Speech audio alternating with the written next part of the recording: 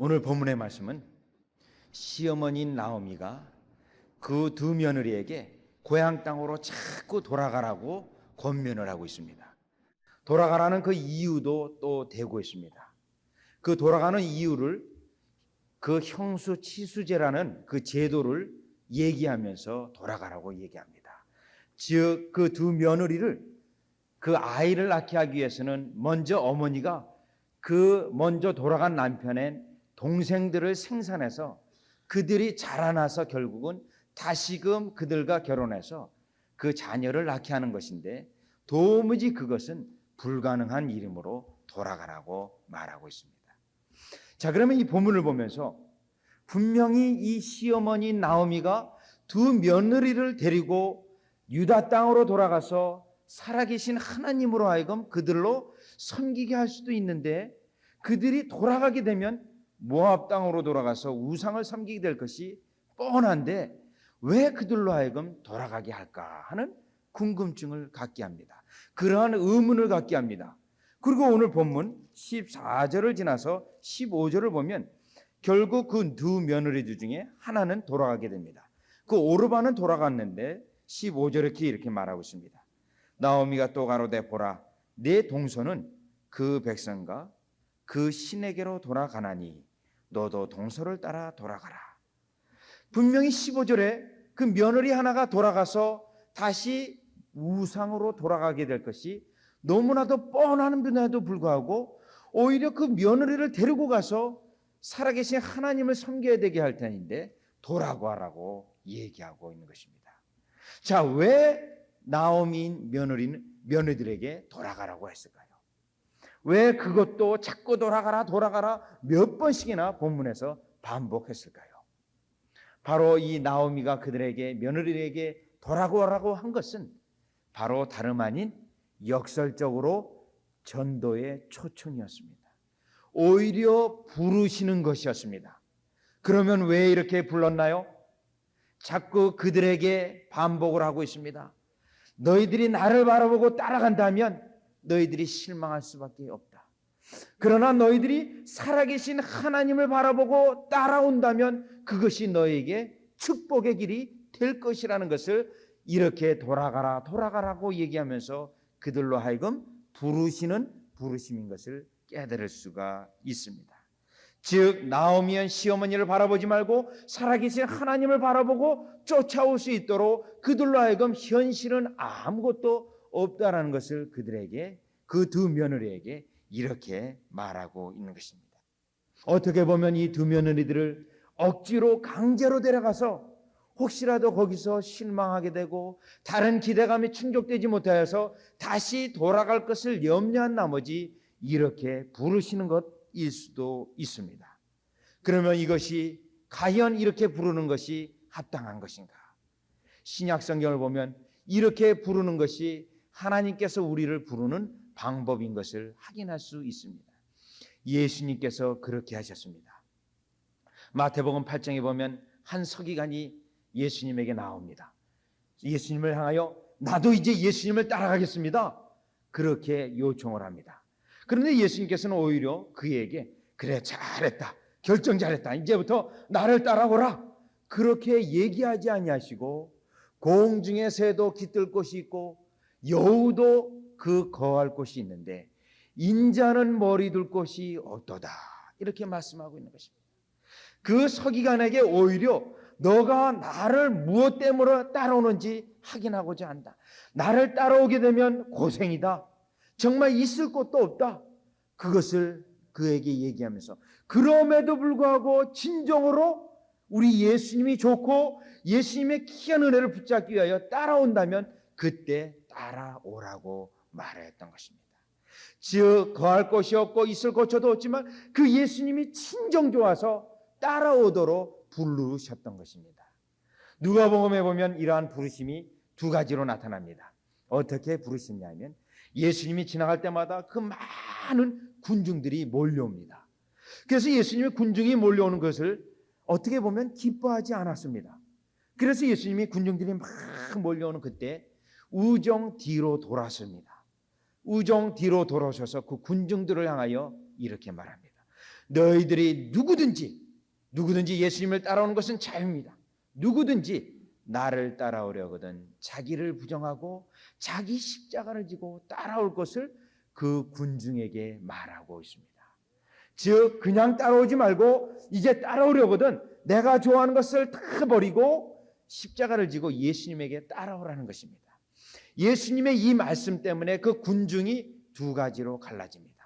그럼에도 불구하고 따라오는 자는 제자가 되는 것이고 아유 따라가기는 뭘 따라가 힘든데 그만둘까 하고 포기하는 자는 그만 군중 속에 들어가게 됩니다. 누가복음 14장에서 또 이렇게 얘기하십니다.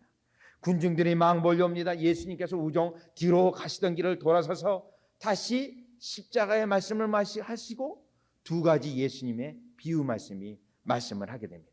두 가지 비유의 말씀은 어떤 망대를 짓는 비유를 말씀하십니다. 망대를 짓기 전에 먼저 그 건축할 비용이 얼마 들는지 생각하라고 말합니다. 왜냐하면 건축 망대를 짓다가 그만 돈이 모자라서 짓지 않게 되면 그만두게 되면 있는 돈마저도 없어진다는 것입니다. 또 전쟁의 비유 말씀합니다. 전쟁을 하러 나갈 때 과연 이 전쟁에 나가서 싸워서 이길 수 있을까 없을까를 먼저 계산하라고 말합니다. 그래서 과연 나가서 싸워서 이길 수 있으면 그때 싸워서 나가라는 것입니다. 그러나 만약 자신이 없으면 중도에 포기하게 되니 그만두라고 말하고 있는 것입니다.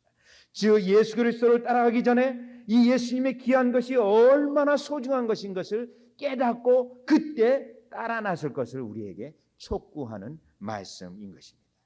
그런데 오늘 룻기 1장 10절에서 14절의 말씀이 시어머니 나오미가 그 두 며느리에게 과연 너희들이 나를 쫓아올 수 있겠는가?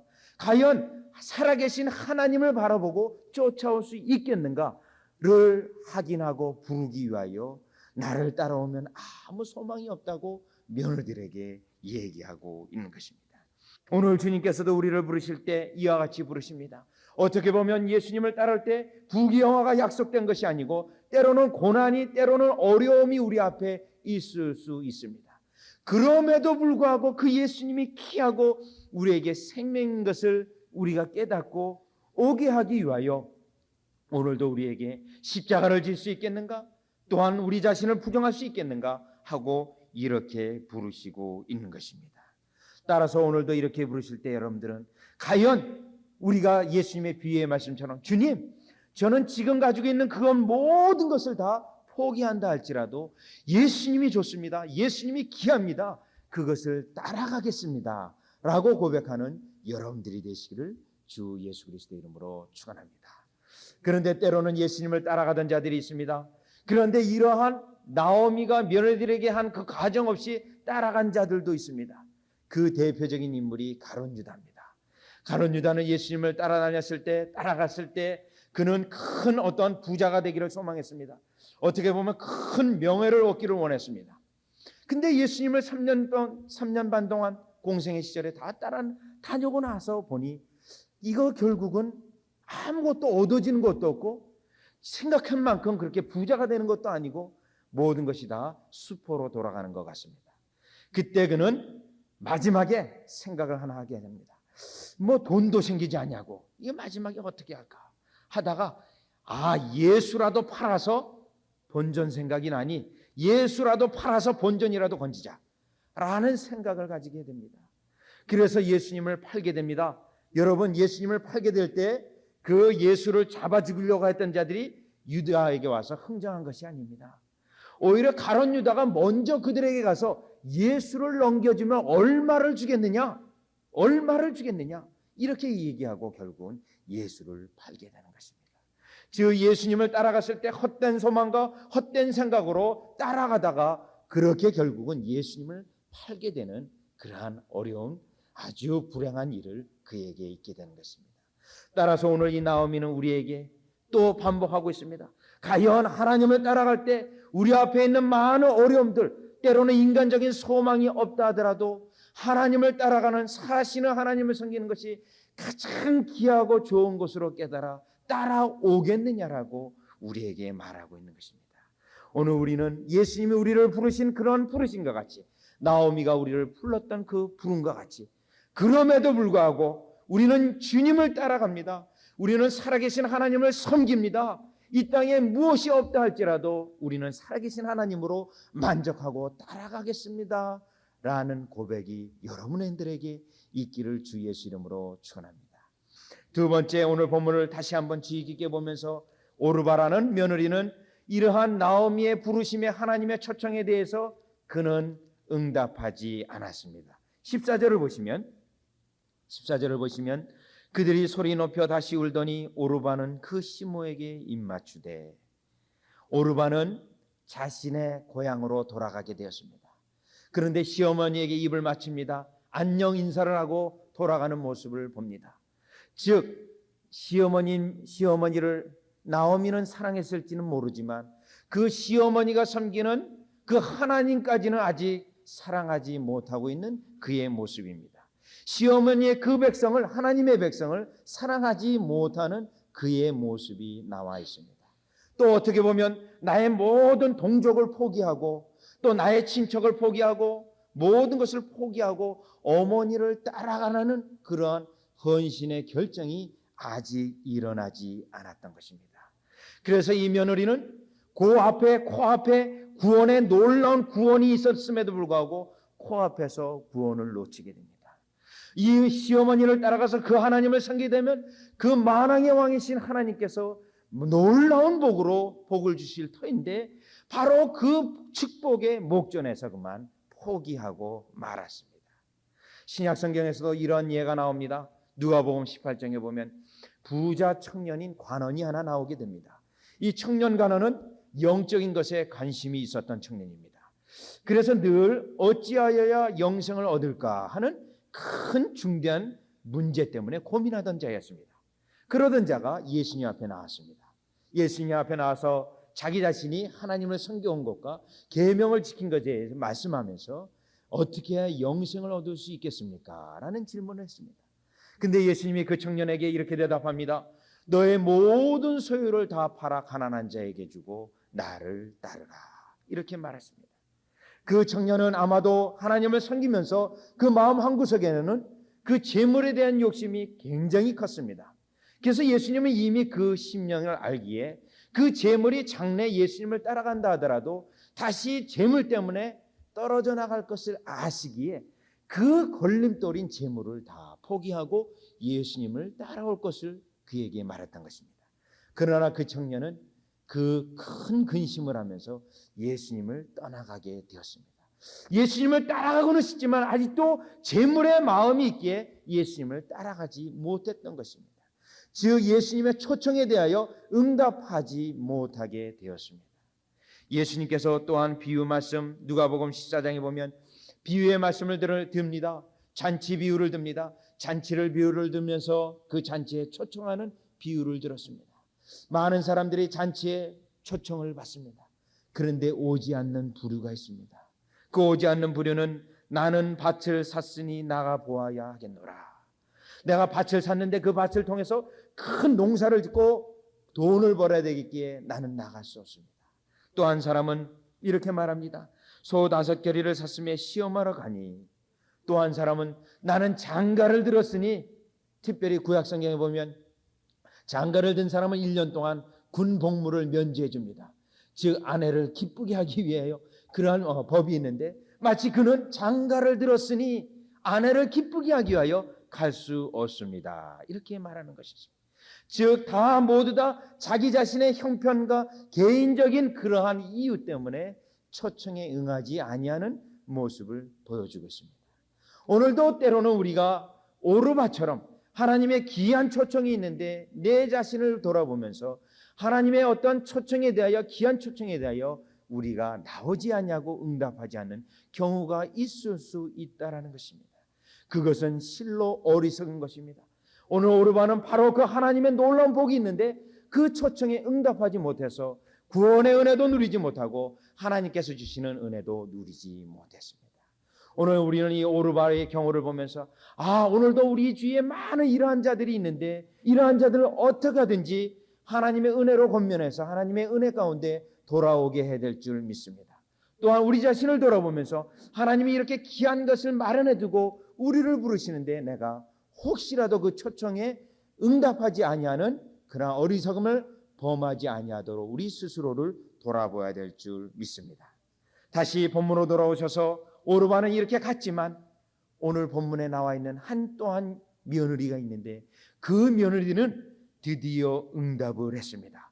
응답을 하여서 하나님의 큰 은혜 가운데 거하게 되는데 14절에 보면 룻은 그를 붙쫓았더라. 붙쫓았더라라고 말하고 있습니다. 이 붙쫓았다라는 그 뜻은 시어머니를 꽉 붙잡고 시어머니를 놓치지 않냐고 시어머니가 섬기는 그 하나님을 섬기기 위하여 그 시어머니 인간적으로는 아무 소망이 없지만 놓치지 않는 꽉 붙잡는 그녀의 모습이 나와 있습니다. 나의 인간적인 모든 것을 다 포기하고 모압 땅에 즐거웠던 모든 것을 포기하고 시어머니가 섬기는 그 하나님을 쫓는데 붙쫓았다라고 말하고 있습니다. 성경에 보면 믿음의 인물 아브라함이 나와 있습니다. 이 아브라함은 이 붙쫓았다라의 대표적 인물입니다. 왜 그가 붙쫓았다라는 말을 그에게 적용할 수 있냐면 그가 하나님의 부르심을 받아서 아비와 본토 땅을 떠나가게 됩니다. 근데 그 갈대아 우르 지방은 그 아브라함이 떠난 그 지경에 굉장히 문명의 도시였습니다. 이미 그 당시 2층 집이 있었고 2층 집도 지었을 때 방수 처리가 다 되어 있던 집들이었습니다. 콜타로를 다 발라서 방수 처리가 된 아주 문명의 도시였습니다. 그런데 갈 바를 알지 못하고 이 가나안 땅은 어떠한 도시였습니까? 도시가 아니라 아주 촌이었습니다. 촌도 그러한 촌이었습니다. 그런데 그러한 모든 것을 포기하고 나왔습니다. 또 이 아브라함은 어떻습니까? 그 아버지가 우상을 섬겼던 우상장수였기 때문에 굉장히 부자였습니다. 재산가였습니다. 그 재산을 다 포기하고 나왔습니다.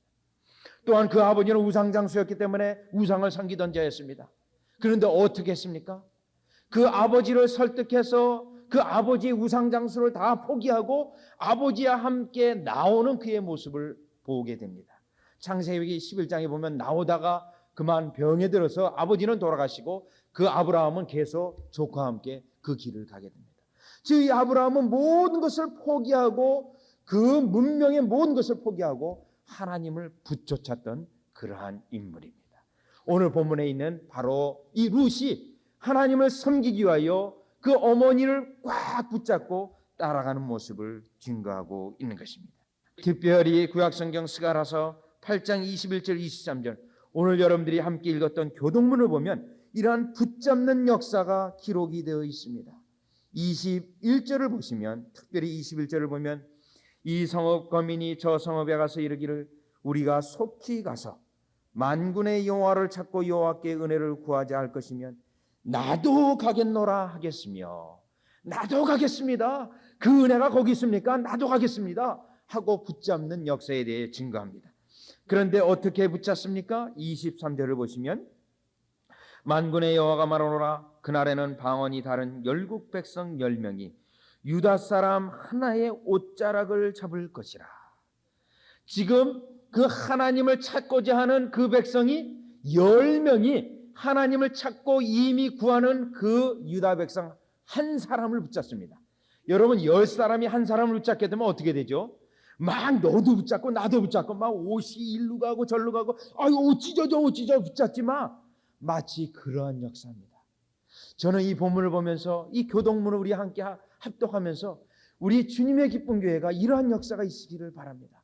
여러분들이 하나님의 은혜를 구하고 찾을 뿐만 아니라 여러분 때문에 이 동쪽에 있는 동부에 있는 많은 자들이 당신의 하나님은 진정한 하나님이요 살아계신 하나님이요 나도 당신이 섬기는 하나님을 찾겠나이다 하고 여러분의 옷자락을 잡는데 여러분 한 사람당 10명이 잡아서 우리 주님의 기쁜 교회가 하나님을 찾고 구하는 자들로 가득 차기를 주 예수 이름으로 축원합니다.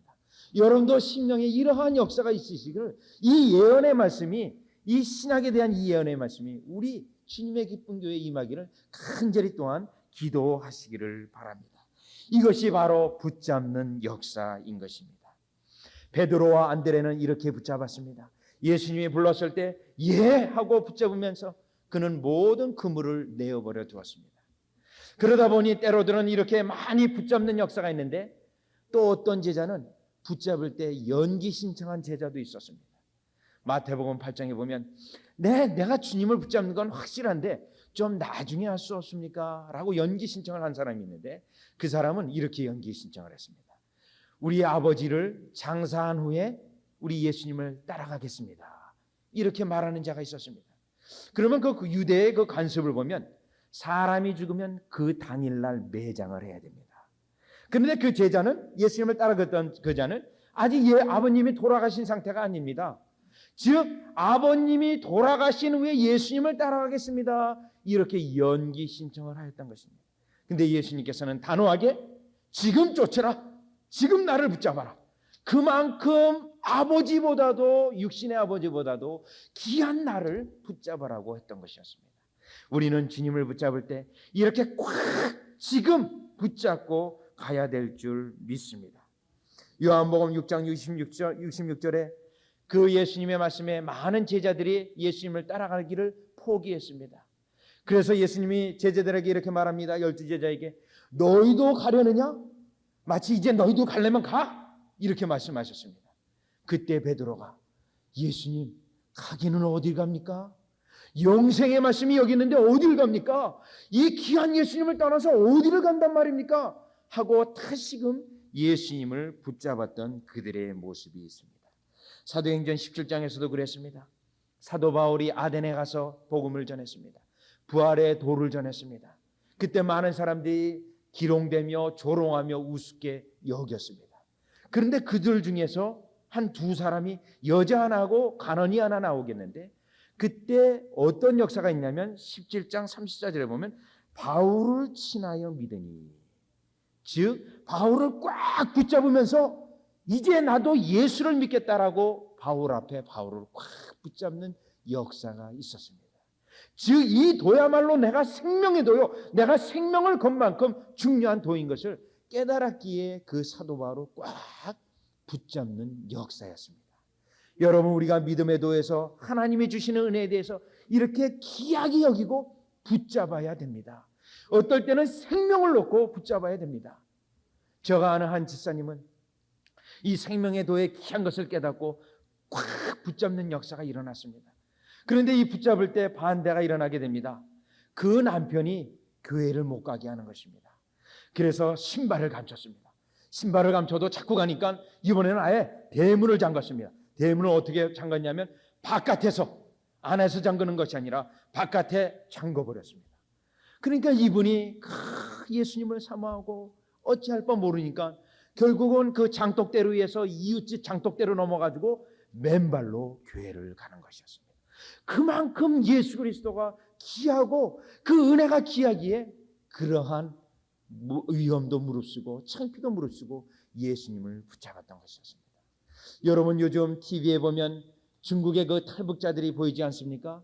그들이 외국 공간에 들어가는 모습을 보이지 않습니까? 특별히 제가 한번 중국 그 공간에서 들어가는 자들이 막 뛰어내려고 붙잡는 것을 보았습니다. 또 독일 공간에 넘어가려고 하는데 그 넘는 순간 생명을 건 그러한 붙잡는 역사를 보았습니다. 그 모습을 보면서 우리가 예수를 그와 같이 붙잡아야 될 텐데, 우리가 예수의 은혜를 그렇게 붙잡아야 될 텐데 하는 생각을 해보았습니다. 여러분, 오늘 이 룻은 바로 시어머니를 이렇게 붙잡아서 놓치지 아니하고 그 하나님을 섬기기 위하여 끝까지 따라가는 모습이 증거되고 있는 것입니다. 여러분도 오늘 이와 같이 예수님을 붙잡고 예수님에 대한 열심을 내고 하나님을 섬기는 여러분이 되시기를 주 예수 그리스도 이름으로 축원합니다. 특별히 신명기의 말씀을 보면은 4장 4절에 보면 그 모세가 그 백성에 대하여 설교할 때 이렇게 설교하고 있습니다. 광야의 모든 백성이 다 죽었다. 그들은 믿음이 없어서 죽었다. 그런데 살아남은 백성이 있다. 그러면서 이렇게 말합니다. 오직 너희의 하나님 여호와께 붙어 떠나지 않는 너희는 오늘까지 다 생존하였느니라. 하나님에 붙어서 떨어지지 아니하고 끝까지 붙은 자들은 광야 생활에 다 죽어나갔지만 오늘날까지 생존하였다라고 증거하고 있는 것입니다. 여러분들은 하나님을 꽉 붙잡고 살아계신 그 하나님을 섬기며 열심을 품어서 생존하는 역사, 그 예비된 은혜를 다 누리는 여러분이 되어지시기를 주 예수 그리스도 이름으로 축원합니다. 우리는 오늘 본문을 보면서 이 나오미가 가지 말라고 했던 그들에게 오히려 살아계신 하나님을 섬기기 위하여 붙잡고, 인간적으로 아무 소망이 없지만 오히려 하나님 안에 있는 그 소망을 바라보고 붙잡는 여러분이 되시기를 주 예수 그리스도 이름으로 축원합니다. 그리고 스가랴서 8장에 있는 것처럼 여러분들이 하나님을 붙잡는 만큼 여러분들을 향하여 바라보는 많은 자들이 여러분을 붙잡고 그 하나님을 섬기는 그러한 역사가 있으시기를 주 예수 그리스도 이름으로 축원합니다. 기도드리겠습니다. 하나님, 그 살아계신 하나님의 은혜와 예수님께서 베푸시는 그 은혜에 대하여 저희는 절대로 놓칠 수가 없습니다. 꽉 붙잡을 수밖에 없습니다. 아무리 반대하고 아무리 오지 말라고 한다 할지라도 그것이 오히려 우리에게 부르심이요 초청으로 알아 꽉 붙잡기 소망하옵나이다. 룻과 같이 붙잡아서 결국은 살아계시는 그 하나님의 은혜 안에 저희들이 들어가는 것을 통하여 하나님의 귀한 복을 누리게 하여 주시옵소서. 예수님의 이름으로 기도드리옵나이다. 아멘.